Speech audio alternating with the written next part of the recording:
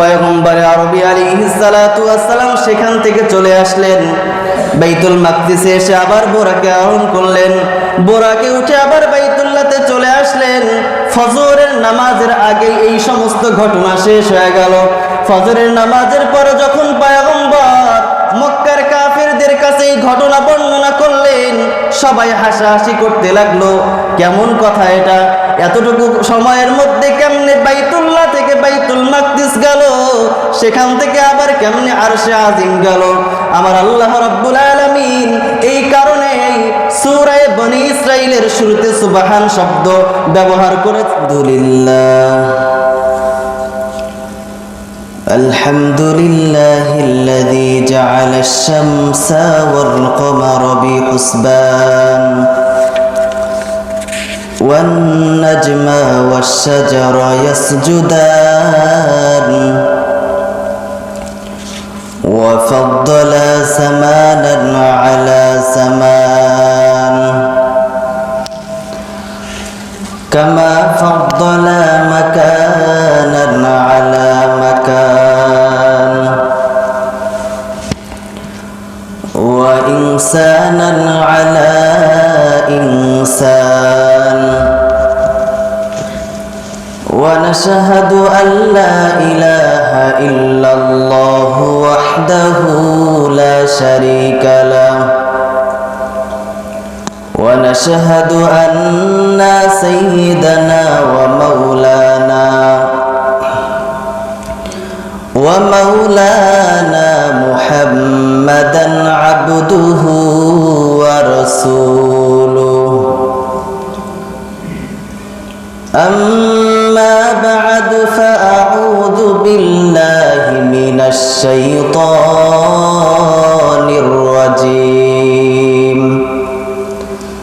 بسم الله الرحمن الرحيم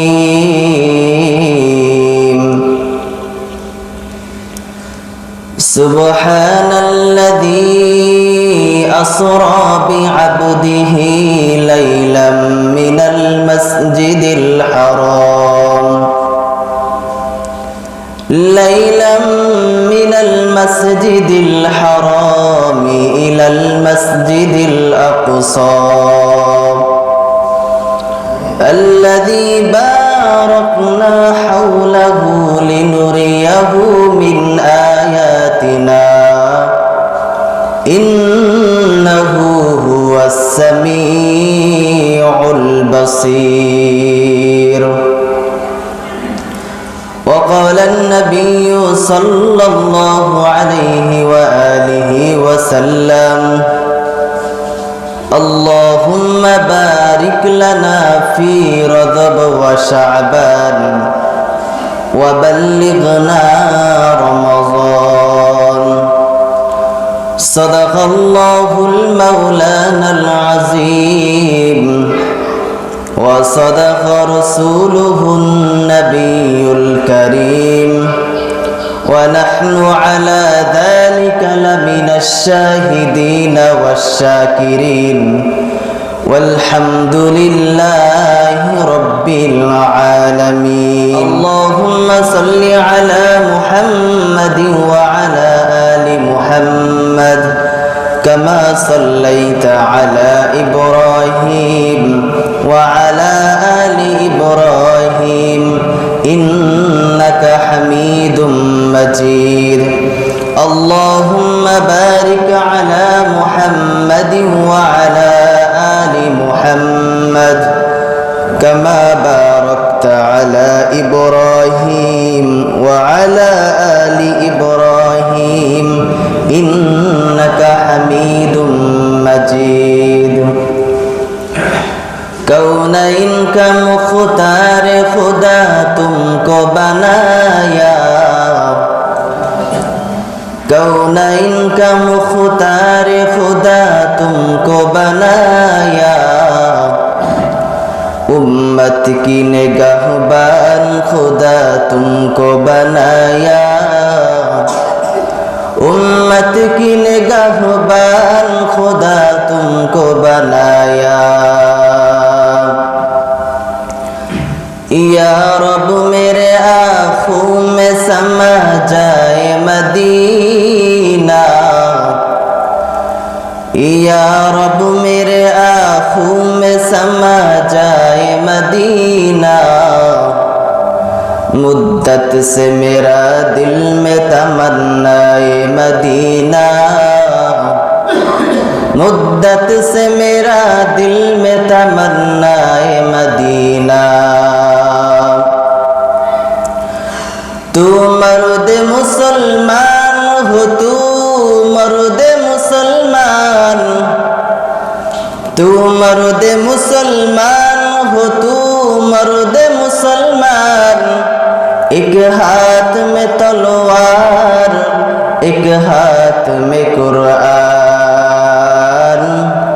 एक हाथ में तलवार, एक हाथ में कुरान। আল্লাহ রাব্বুল আলামিন আমাকে আপনাকে হায়াত দিয়েছেন তার ইবাদতের জন্য। কিসের জন্য বলেন? ইবাদতের জন্য। দেখতে দেখতে গত রমজানুল মুবারক থেকে নিয়ে এই পর্যন্ত কত মানুষ দুনিয়া থেকে চলে গেছে, এই এলাকা থেকেই কত মানুষ বিদায় হয়ে চলে গেল। রমজানুল মুবারক চলে যাওয়ার পরে শাওয়াল, জিলকদ, জিলহজ, মুহররম, সফর, আস্তে আস্তে করে আবার রজব মাস চলে এসেছে। আজকে রজবের 14 তারিখ। শাবান, রমজান, মাঝখানে আর শুধু 1.5 মাস আছে সময়, এরপরেই রমজানুল মুবারক। আল্লাহ রাব্বুল আলামিনের গণনায় মাস হলো 12টি। কয়টি বলেন? 12টি মাস। এই 12টি মাসের মধ্যে 4টি মাস এমন আছে যেই 4টি মাসে যুদ্ধ বিগ্রহ করা হারাম ছিল, হারাম। সেই হারাম মাস হলো 4টা, তার মধ্যে একটা মাস হলো রজব। তার মধ্যে একটা মাস কি? মানে এই 4 মাসকে বেশি সম্মানিত করা হয়েছে, যে 4 মাসে কোনো যুদ্ধ বিগ্রহ পর্যন্ত করা যাবে না। তো সেই 4 মাসের মধ্যে একটা মাসের নাম হলো রজব মাস। কি মাস বলেন? রজব মাস। এই রজব মাসের অনেক সম্মান, অনেক দাম।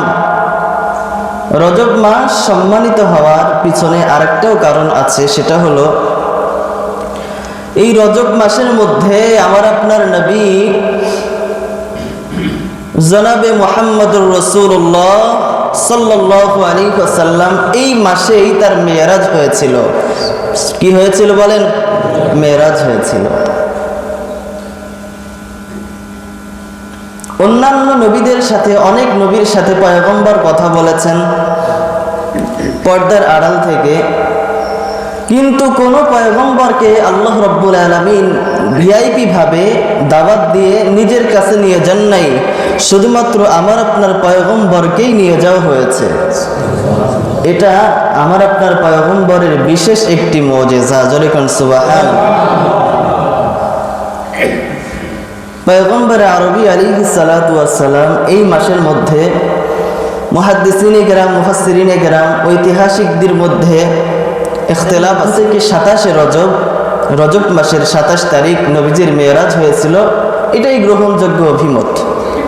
তো সেই রজব মাস আমার আপনার সামনে চলে আসে। রব্বুল আলামিন কোরআনুল কারীমের মধ্যে 15 পারার শুরুতে, সূরা বনী ইসরাঈলের শুরুতে আল্লাহ রব্বুল আলামিন বলেন, সুবহানাল্লাযী আসরা বিআবদিহি লাইলাম মিনাল মাসজিদিল হারামি ইলাল মাসজিদিল আকসা। আল্লাহ রাব্বুল আলামিন এই আয়াতের মধ্যে প্রথমে নিজের প্রশংসা বর্ণনা করেছেন যে সুবহানাল্লাযী আসরা বিআবদিহি, সমস্ত প্রশংসা ওই সত্তার, যেই সত্তা আসরা বিআবদিহি তার বান্দাকে নৈশ ভ্রমণ করিয়েছেন, মানে রাত্রে সফর করিয়েছেন, মিনাল মাসজিদিল হারামি ইলাল মাসজিদিল আকসা, বাইতুল্লাহ থেকে নিয়ে বাইতুল মাকদিস পর্যন্ত। কোন পর্যন্ত? বাইতুল্লাহ সৌদি আরবে, মক্কাতে অবস্থিত বাইতুল্লাহ, আর বাইতুল মাকদিস ফিলিস্তিন, জেরুজালেমে অবস্থিত, যেই মসজিদ নিয়ে এখন যুদ্ধ চলতেছে। আল্লাযী বারাকনা হাওলাহু আল্লাহ রাব্বুল আলামিন বলেন, যার চতুর্পাশে বরকত ইয়াহু মিন আয়াতিনা, তার নিজস্ব কিছু নিদর্শন দেখানোর জন্য, ইন্নাহু হুয়াস সামিউল বাসির, নিশ্চয় আল্লাহ রাব্বুল আলামিন শোনেন এবং দেখেন। দেখেন আল্লাহ তাআলা এই আয়াতের মধ্যে সুবহান শব্দ ব্যবহার করলেন কি জন্য? আল্লাহ রাব্বুল আলামিন বোঝাতে চান যে আমার আল্লাহ রাব্বুল আলামিন সব কিছু থেকে পবিত্র। সব কিছু থেকে কি বলেন? পবিত্র। দেখেন এক রাত্রের মধ্যে বাইতুল্লাহ থেকে বাইতুল মাকদিস যাওয়া অত্যন্ত কষ্টকর, সম্ভব নয়। এখন সম্ভব হইতে পারে, কিন্তু তৎকালীন সময় সম্ভব ছিল না। এখন বিভিন্ন প্রকার বিমান আছে ইত্যাদি, অনেক যানবাহন তৈরি হয়ে গেছে, কিন্তু তৎকালীন সময় কোনো বিমানের ব্যবস্থা ছিল না, কোনো হেলির ব্যবস্থা ছিল না, কোনো কিছুর ব্যবস্থা ছিল না। ওই সময় আল্লাহ রাব্বুল আলামিন পয়গম্বরকে বাইতুল্লাহ থেকে বাইতুল মাকদিস পর্যন্ত রাত্রে সফর করিয়েছেন। এখানে অনেকে ধারণা করতে পারে এটা কি আল্লাহ তাআলার পক্ষে সম্ভব? তিনি কি পারবেন এমনটি করতে? তার কি ক্ষমতা আছে? এর জন্যই আল্লাহ রাব্বুল আলামিন শুরুতে সুবহান শব্দ নিয়ে আসছে, যে তোমরা যেই সমস্ত বাতিল বিভ্রান্তকর ধারণা মনের মধ্যে আছে যে আমার আল্লাহ রাব্বুল আলামিন পারবেন না করতে, সমস্ত ধারণা, সমস্ত বিভ্রান্তিকর ফিতনা থেকে আমার আল্লাহ তাআলা পবিত্র। যেরকম সুবহানাল্লাহ। আল্লাহ রাব্বুল আলামিন চাইলে সবই সম্ভব। আল্লাহ রাব্বুল আলামিন চাইলে কি সম্ভব? সবই সম্ভব। আল্লাহ রাব্বুল আলামিন তার বান্দাকে মেরাজ করালেন, ইসরা করালেন। ইসরা শব্দের অর্থ হলো রাত্রিতে সফর করা।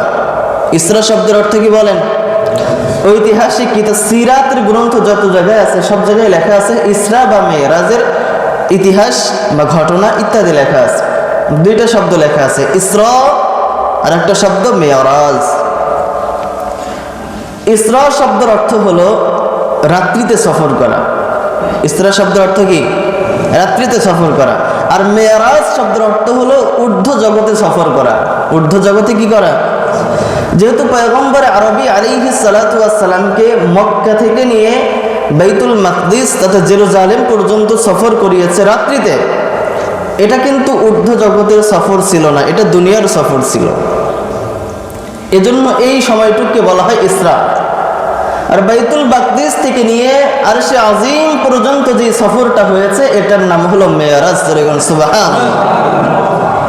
দুইটা শব্দ দুই জায়গায়। সিরাতের গ্রন্থ খুলে দেখেন, আর রাহিকুল মাকতুম আছে। দেখেন আমরা আসলে কেমন নবীর উম্মত, যেই নবীর জন্য, যেই নবীর জীবনী গবেষণা করে অনেক কাফের বেঈমান, অনেক বেদ্দিন তারা মুসলমান হয়ে গেছে, কিন্তু সেই নবীদের সিরাত গ্রন্থ হয়তো আমাদের বাড়িতে নাই। আজকে আমরা গুমরাহি হয়ে গেছি কি জন্য? আমাদের মধ্য থেকে কোরআন উঠে গেছে, নবীজির সুন্নাত নাই, এজন্য আজকে আমরা গুমরাহি হয়ে গেছি। রাসূলের কথা দুইটা জিনিস ধরতে পারলে কি হব না? আমরা গুমরাহি হব না। আল্লাহ রাব্বুল আলামিন আমাদেরকে কোরআন এবং সুন্নাহ মোতাবেক জীবন গঠন করার তৌফিক দান করেন। সকলে বলেন আমিন। সিরাতের কিতাবের মধ্যে উল্লেখ আছে রাসূল করিম সাল্লাল্লাহু আলাইহি ওয়াসাল্লাম তার চাচাতো বোন উম্মে হানির ঘরে শোয়া ছিলেন।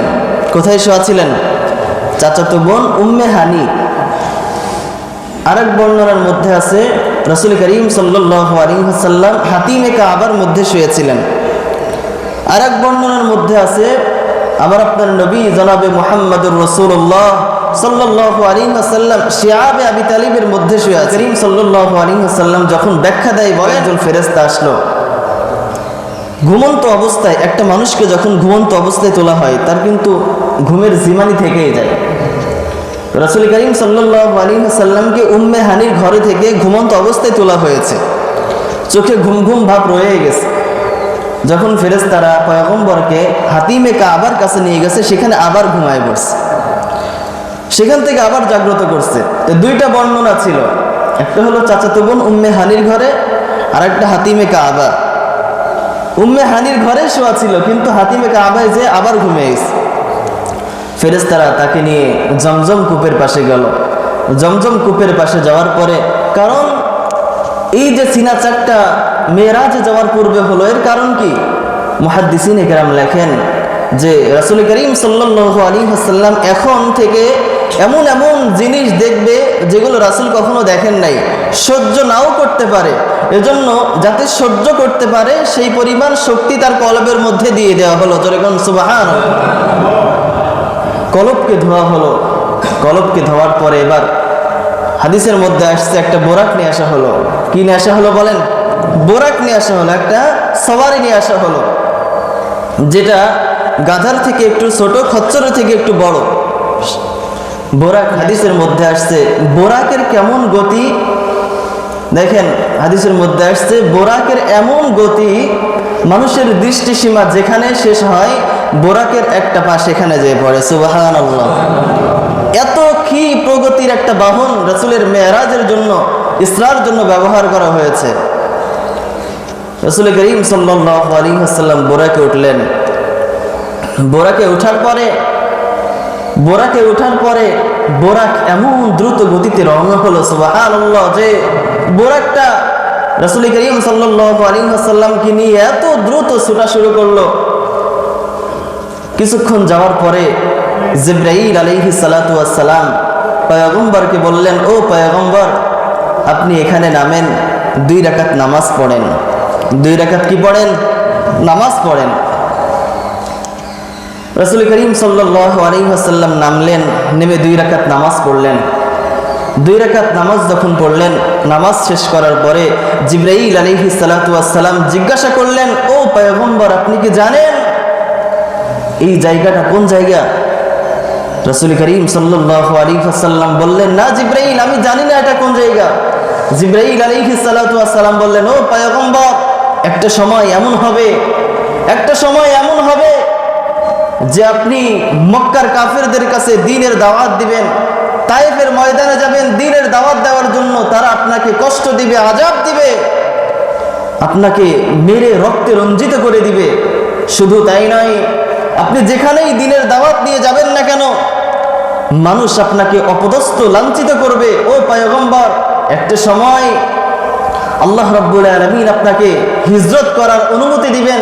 ও পয়গম্বর, আজকে আপনি যেখানে 2 রাকাত নামাজ পড়লেন, এটা এখন নাম হলো ইয়াসরিব, কিন্তু আপনি যখন হিজরত করে এই স্থানের মধ্যে আসবেন, তখন এই জায়গার নাম হয়ে যাবে মদিনাতুল মুনাওয়ারা। সুবহানাল্লাহ, তাহলে আপনি যেখানে নামাজ পড়লেন এই জায়গাটা হলো মদিনাতুল মুনাওয়ারা। এখন খেজুর বাগান, কিন্তু একটা সময় এটা মদিনাতুল মুনাওয়ারা হবে। ঠিক হিজরতের সময় রাসূল করিম সাল্লাল্লাহু আলাইহি ওয়াসাল্লাম শত কষ্ট সহ্য করেছেন এই দ্বীনের জন্য। কষ্ট সহ্য করার পরে এক পর্যায়ে আল্লাহ তাআলার আদেশ অনুযায়ী কিন্তু হিজরত করে মাতৃভূমি, জন্মভূমি মক্কা ত্যাগ করে মদিনায় চলে গেছেন। জিবরাইল আলাইহিস সালাতু ওয়াস সালাম বললেন, ও পয়গম্বর, রওনা হন আপনি। আবার বোরাকে উঠলেন, বোরাক আবার চলতে লাগলো। কিছুক্ষণ যাওয়ার পরে পয়গম্বরকে জিবরাইল আলাইহিস সালাতু ওয়াস সালাম বললেন, ও পয়গম্বর, আবার এখানে আপনি নামেন। নামার পরে আবার 2 রাকাত নামাজ পড়েন। রাসূল 2 রাকাত নামাজ পড়লেন। নামাজ পড়ার পরে তাকে জিজ্ঞাসা করা হলো, ও জিবরাইল, এটা কোন জায়গা? জিবরাইল আলাইহিস সালাতু ওয়াস সালাম বললেন, ও পয়গম্বর, এটা হলো তুরে সিনা, তুর পাহাড়। এটা কয়, এটা কি পাহাড়? তুর পাহাড়। কয়, এই স্থানেই আল্লাহ রাব্বুল আলামিন পয়গম্বর মূসা আলাইহিস সালাতু ওয়াস সালামের সাথে কথা বলতেন। ও পয়গম্বর, আপনি তাকায় দেখেন, দূরে যে গাছটা দেখতেছেন, ওই গাছের মধ্যে পয়গম্বর মূসা আলাইহিস সালাতু ওয়াস সালাম যখন আল্লাহকে বারবার বলতে লাগলেন যে, আল্লাহ, আমাকে আপনি দেখা দেন, আর এরকম পর্দার আড়াল থেকে কথা বলতে আমার ভালো লাগে না, আপনি সরাসরি আমাকে দেখা দেন। আল্লাহ রাব্বুল আলামিন পয়গম্বর মূসাকে বললেন, হে মূসা, তুমি আমাকে দেখতে পারবা না। মূসা আলাইহিস সালাতু ওয়াস সালাম যখন নাছর বান্দা, আল্লাহকে দেখতেই হবে, তখন আল্লাহ রাব্বুল আলামিন বলেছিলেন, ওই গাছের দিকে তাকাও। ওই গাছের উপরে আল্লাহ তাআলা নূরের সামান্য তাজাল্লি দেওয়া হয়েছিল, যেই তাজাল্লির কারণে গাছ পুড়ে গেছে, পাহাড় পুড়ে কালো হয়ে গেছে। সুবহানাল্লাহ। তো এই স্থানটা হলো তুরে সিনা, তুর পাহাড়। পয়গম্বর আরবি আলাইহিস সালাতু ওয়াস সালাম সেখানে নামাজ পড়লেন।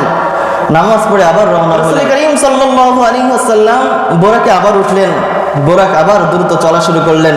এক পর্যায়ে বাইতুল মাকদিসে চলে গেলেন। সুবহানাল্লাহ। কোথায় চলে গেলেন বলেন? বাইতুল মাকদিসে চলে গেলেন।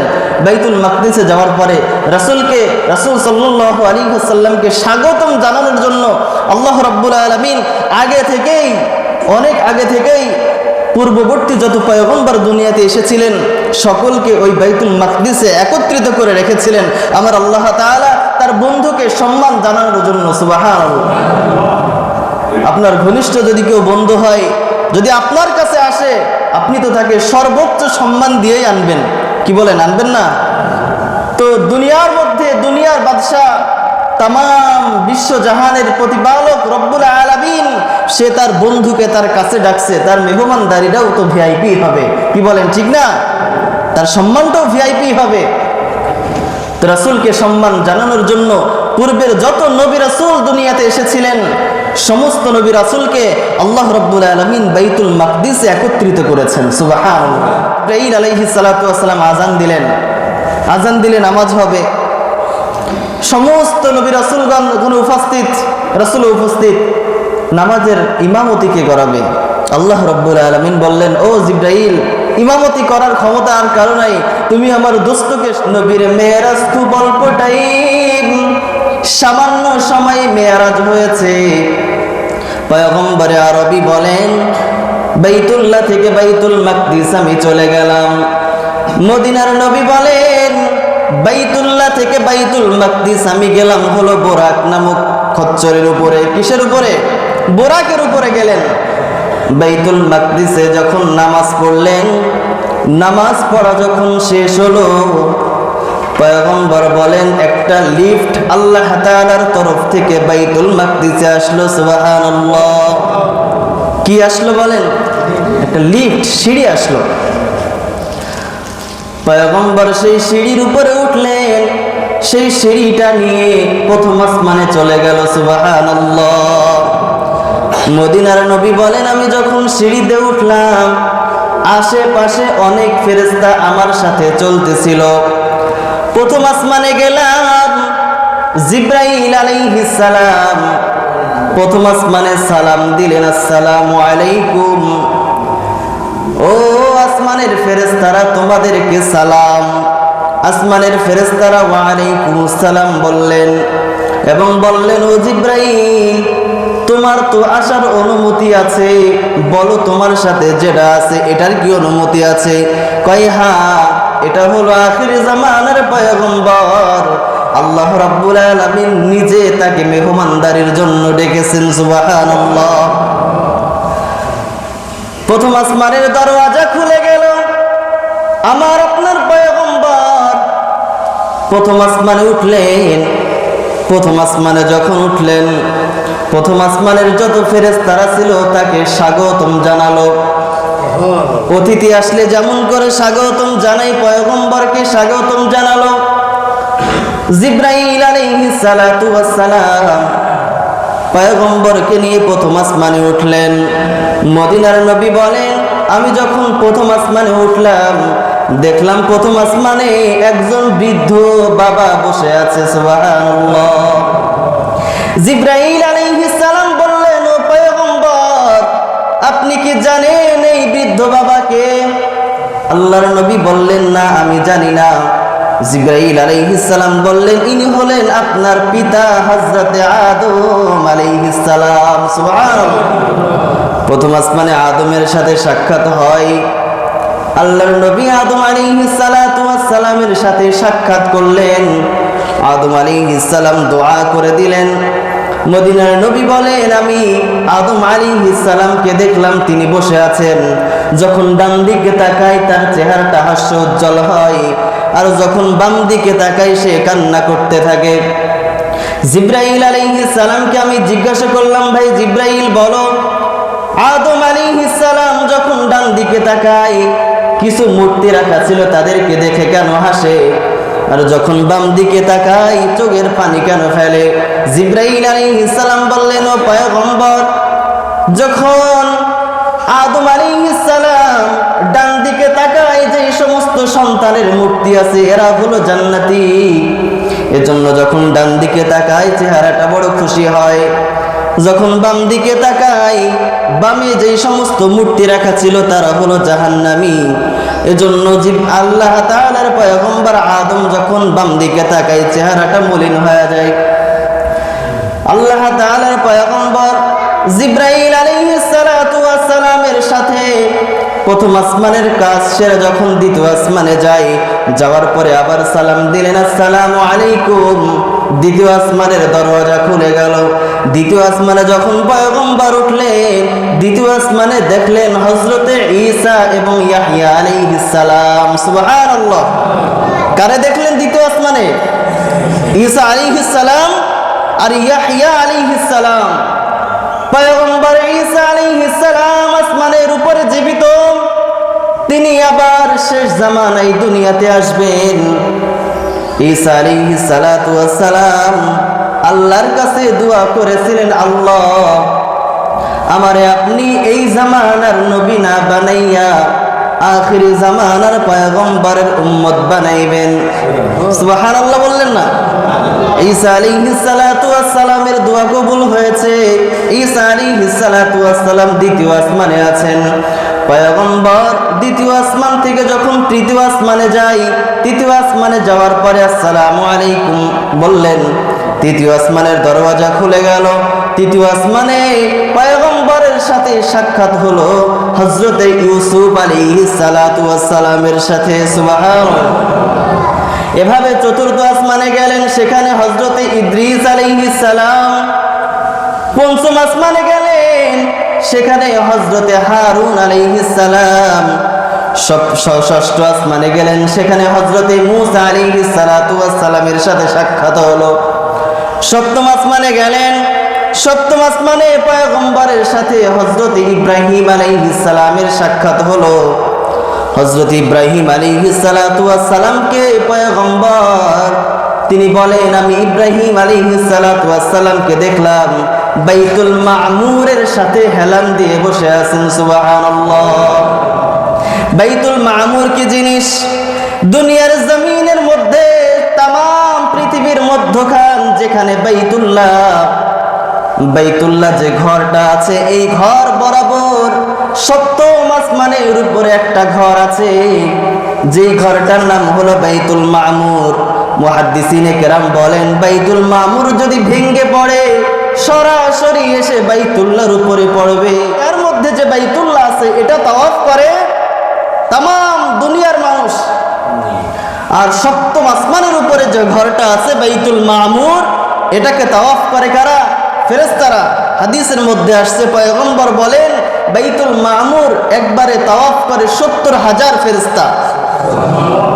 কতজন ফেরেশতা? একজন দুইজন? ৭০,০০০ ফেরেশতা একবারে তাওয়াফ করে। হাদিসের মধ্যে আছেন, নবীজি বলেন তারা ৭০,০০০ একবার তাওয়াফ করে কিয়ামত পর্যন্ত তারা আর তাওয়াফ করার সিরিয়াল পাবে না। এত ফেরেশতা আল্লাহ তাআলার আছে। সুবহানাল্লাহ। আল্লাহ রাব্বুল আলামিনের পয়গম্বর বলেন, বাইতুল মামুরে ইব্রাহিম আলাইহিস সালাতু ওয়াস সালামের সাথে কথা বললেন। এরপরে আরো রওনা হলেন উপরের দিকে, গেলেন সিদরাতুল মুনতাহায়। কোথায়? ইনদা সিদরাতুল মুনতাহা। সিদরাতুল মুনতাহার কাছে পয়গম্বর গেলেন। সিদরাতুল মুনতাহা কি জিনিস? সিদরুন মানে বড়ই গাছ। সিদরুন মানে কি বলেন? বড়ই। আর মুনতাহা অর্থ শেষ। মুনতাহা অর্থ কি? শেষ। হাদিসের মধ্যে আসছে, পয়গম্বর বলেন দুনিয়ার জমিন থেকে যত আমল আমরা করি সমস্ত আমল এই সিদরাতুল মুনতাহায় যে জমা হয়। কোথায় জমা হয়? এই সিদরাতুল মুনতাহাতে যে জমা হয়, সেখান থেকে আবার আল্লাহর কাছে ওঠানো হয়। অনুরূপভাবে আল্লাহ তাআলার তরফ থেকে জমিনে কোনো কিছু আসলে সিদরাতুল মুনতাহা এসে থেমে যায়, সেখান থেকে আবার নিয়ে আসা হয়। এজন্য ওখানে সিদরাতুল মুনতাহা, ওখানে একটা বড়ই গাছ আছে। কি গাছ আছে বলেন? হাদিসের মধ্যে আসছে ওই বড়ই এক একটা মটকার সমান বড় বড়। সুবহানাল্লাহ। তো এই বড়ই গাছের কাছে পয়গম্বর, এখানে পয়গম্বর জান্নাত দেখলেন, জাহান্নাম অবলোকন করলেন, বিভিন্ন প্রকার নিয়ামত রাজি দেখলেন। পয়গম্বর বলেন এখন আমার থেকে জিবরাইল আমিন আলাদা হয়ে গেল। এখান থেকে আরেকটা বাহন আসলো, বাহনের নাম হলো রফরফ। বাহনের নাম কি বলেন? রফরফ আসলো। রফরফ যখন পয়গম্বরের সামনে আসলো, পয়গম্বর রফরফে আল্লাহ রাব্বুল আলামিনের পয়গম্বর রফরফে যখন উঠলেন, রফরফ এক টান দিয়ে নিয়ে আরশে আজিমে চলে গেলেন। সুবহানাল্লাহ। আরশে আজিমে যাওয়ার পর পয়গম্বরের সাথে আল্লাহ তাআলার দীর্ঘক্ষণ কথোপকথন হলো। আল্লাহ তাআলার সাথে যখন পয়গম্বর কথা বললেন, কথা বলা শেষ করার পরে আল্লাহ তাআলা পয়গম্বরকে হাদিয়া দিলেন। কি হাদিয়া দিলেন? মুহাদ্দিসিনে কেরাম বলেন 3টা জিনিস হাদিয়া দিয়েছিল। কয়টা জিনিস? আওয়াজ দিয়ে বলেন, কয় জিনিস? 1 নম্বর হাদিয়া দিয়েছিল 50 ওয়াক্ত নামাজ। কয় ওয়াক্ত নামাজ? 50 ওয়াক্ত নামাজ হাদিয়া দিয়েছিল। এই নামাজের অনেক ইতিহাস আছে। 2 নম্বরে পয়গম্বরকে হাদিয়া দেওয়া হয়েছিল, আল্লাহ তাআলার নবী বলেন, আমাকে হাদিয়া দেওয়া হয়েছিল উম্মতের জন্য, যে যেই সমস্ত উম্মতেরা আল্লাহ তাআলার কাছে শিরকের গুনাহ করবে না, আল্লাহ রাব্বুল আলামিন তাদের কবিরা গুনাহ পর্যন্ত মাফ করে দিবেন। সুবহানাল্লাহ। শুধুমাত্র শিরিক করা যাবে না। কি করা যাবে না বলেন? শিরিক করা যাবে না। একমাত্র শিরিকের গুনাহ আল্লাহ তাআলা মাফ করতে চায় না, এছাড়া অন্যান্য গুনাহ আল্লাহ তাআলা মাফ করে দিবেন। এটা মেরাজের রজনীতে পয়গম্বরকে আল্লাহ তাআলা হাদিয়া দিয়েছেন। সুবহানাল্লাহ। 50 ওয়াক্ত নামাজ নিয়ে পয়গম্বর চলে আসছেন, খুশি হয়ে চলে আসছেন। সপ্তম আসমানে ইব্রাহিমের সাথে দেখা হলো। ইব্রাহিম আলাইহিস সালাম কিছু জিজ্ঞাসা করে নাই। ষষ্ঠ আসমানে আসলেন, মুসা আলাইহিস সালাতু ওয়াস সালামের সাথে দেখা হলো। মুসা আলাইহিস সালাম পয়গম্বরকে বললেন, ও পয়গম্বর, আল্লাহ তাআলার কাছে গিয়েছিলেন, কি হাদিয়া দিল? কয় 50 ওয়াক্ত নামাজ হাদিয়া দিয়েছেন। মুসা আলাইহিস সালাতু ওয়াস সালাম বললেন, ও পয়গম্বর, আমি বনি ইসরাইলকে দেখতাম, তারা অনেক শক্তিশালী হওয়া সত্ত্বেও ইবাদত করত না। 50 ওয়াক্ত নামাজ আপনার উম্মতের জন্য কষ্ট হয়ে যাবে, আপনি আল্লাহর কাছে যান, নামাজটা কমায় আনেন। কে পরামর্শ দিল? মুসা আলাইহিস সালাতু ওয়াস সালাম। মুসা আলাইহিস সালাতু ওয়াস সালামের পরামর্শে আল্লাহর নবী আল্লাহর কাছে আবার গেলেন যে, আল্লাহ, আমার উম্মত তো দুর্বল, আপনি নামাজ কমায়া দেন। 5 ওয়াক্ত কমাইতে কমাইতে শেষ পর্যন্ত 5 ওয়াক্ত নামাজ রয়ে গেল। কয় ওয়াক্ত নামাজ রয়ে গেল? 5 ওয়াক্ত নামাজ যখন রয়ে গেল, মুসা আলাইহিস সালাতু ওয়াস সালামের কাছে আবার আসলেন। পয়গম্বর মুসা বলেন, ও পয়গম্বর, 5 ওয়াক্ত নামাজ আপনার উম্মত পারবে না, আবার কমায় আনেন। আল্লাহর নবী বলেন, আমি মুসাকে বললাম, ও পয়গম্বর, আমার আল্লাহর কাছে যাইতে বড় লজ্জা লাগে, এত বারবার গেলাম, আমার তো অনেক শরম পাইতেছে, আর যাব না। পয়গম্বর চলে আসলেন। আল্লাহ তাআলা বলেন, ও পয়গম্বর, আমি আপনাকে 50 ওয়াক্ত নামাজ দিয়েছিলাম, সেটা কমাইতে কমাইতে 5 ওয়াক্ত আছে। ও পয়গম্বর, নামাজের সংখ্যা কমেছে, মর্যাদা কমে নাই। সুবহানাল্লাহ। আপনার কোন উম্মত যদি এই 5 ওয়াক্ত নামাজ ঠিকমতো আদায় করে, আমি আল্লাহ তাআলার ওয়াদা, তার আমলনামায় 5 ওয়াক্ত নামাজের সওয়াব লিখব না, বরঞ্চ তার আমলনামায় আমি আল্লাহ তাআলা 50 ওয়াক্ত নামাজের সওয়াব লিখে দিব। সুবহানাল্লাহ। পয়গম্বর আরবি আলাইহিস সালাতু ওয়াস সালাম সেখান থেকে চলে আসলেন। বাইতুল মাকদিসে এসে আবার বোরাকে আরোহণ করলেন। বোরাকে উঠে আবার বাইতুল্লাহতে চলে আসলেন। ফজরের নামাজের আগে এই সমস্ত ঘটনা শেষ হয়ে গেল। ফজরের নামাজের পরে যখন পয়গম্বর মক্কার কাফেরদের কাছে এই ঘটনা বর্ণনা করলেন, সবাই হাসাহাসি করতে লাগলো। কেমন কথা এটা? এতটুকু সময়ের মধ্যে কেমনে বাইতুল্লাহ থেকে বাইতুল মাকদিস গেল, সেখান থেকে আবার কেমনে আরশে আজিম গেল?